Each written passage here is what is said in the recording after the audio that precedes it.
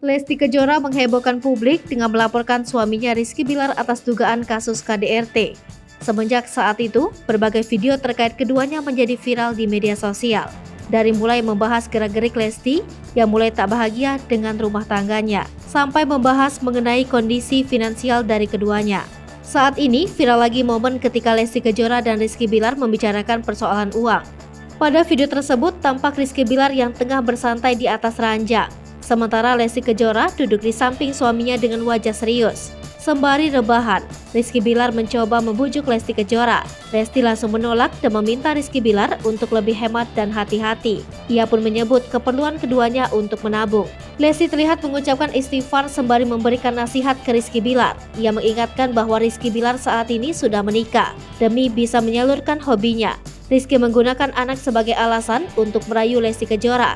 Namun Lesti semakin kesal dan menjawab dengan lebih menohok. Rizky masih merayu dan mengatakan bahwa dirinya tak pernah melarang Lesti menyanyi. Namun bagi Lesti hal ini tidak bisa dijadikan perbandingan.